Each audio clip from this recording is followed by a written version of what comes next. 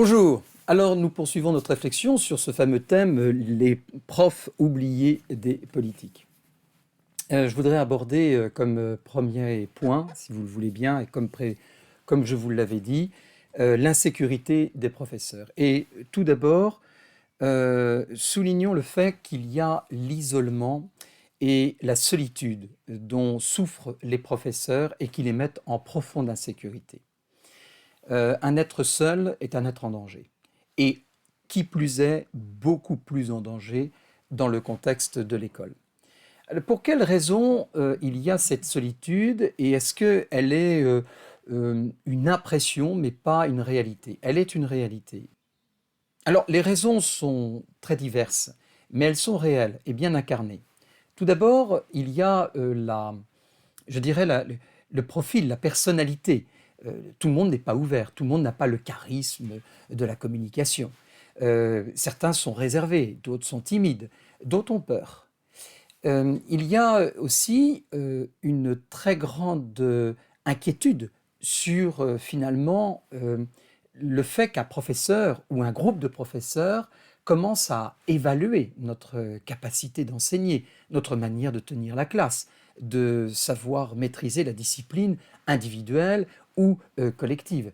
Et ça, c'est un vrai problème parce que ça peut aller jusqu'à la direction et même l'inspection de l'académie s'il y a une rumeur trop présente dans les murs. Il y a, et cela, c'est un véritable paradoxe parce que c'est ainsi que finalement, on découvre que le professeur, à la fois, ne supporte pas, et c'est naturel, cette solitude, mais en même temps va l'entretenir sous prétexte de se protéger. Il y a également cette question du niveau académique des professeurs. Il est clair qu'il y a maintenant une trentaine d'années, le niveau académique de l'enseignement en collège, en lycée, en faculté a largement baissé. Et c'est une vraie problématique, notamment chez les professeurs et les maîtres, qui doivent être dans l'excellence académique sur le domaine de leur matière, dans le domaine de leur matière, mais également sur le plan de la culture générale. Et le paradoxe, du coup, devient très puissant, puisque par peur d'être évalué ou de finalement laisser paraître une certaine faiblesse académique devant des anciens, qui eux la maîtrisent par l'expérience et par l'acquisition, par des diplômes autrefois beaucoup plus exigeants, il est clair que le professeur va se sentir très mal. Cette solitude met vraiment en danger. Comment y remédier ? Je pense qu'il faut y remédier en acceptant certaines choses. Emmanuel Macron a mis le doigt sur quelque chose de très juste il y a quelques années en ce qui concerne finalement la possibilité au directeur de recruter son équipe. J'y reviens parce que je pense que vraiment c'est la clé. À partir du moment où le professeur se sent à l'aise dans une équipe, a été choisi et a choisi l'établissement pour lequel il a posé sa candidature, tout change.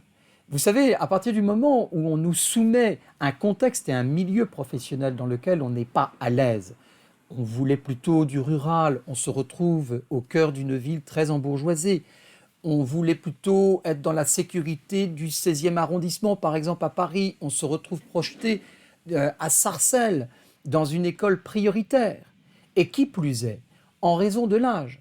Il y a une folie aujourd'hui. L'éducation nationale trouve qu'il est important de mettre des jeunes professeurs sans expérience dans des contextes beaucoup plus difficiles qu'un établissement classique. Pourquoi ?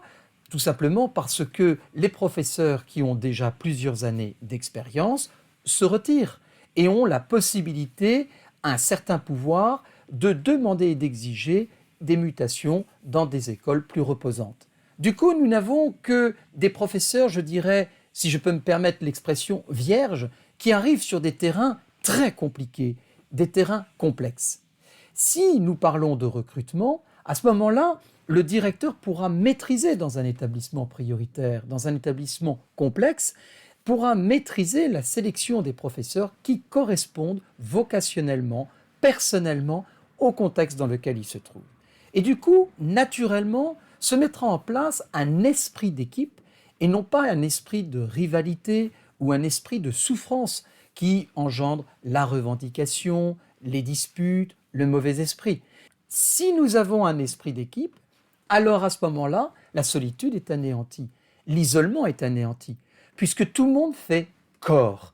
Corps dans un établissement où on se sent vocationnellement, personnellement impliqué dans un contexte rural, dans un contexte bourgeois, dans un contexte de prioritaire ou de banlieue, quel que soit l'âge de la personne, mais en fonction de son histoire et de son parcours. Enfin, le directeur qui a choisi son équipe est profondément présent. Et du coup, il habite lui aussi, comme un collègue, comme un modérateur, la salle des professeurs. Il va rejoindre le professeur en toute confiance.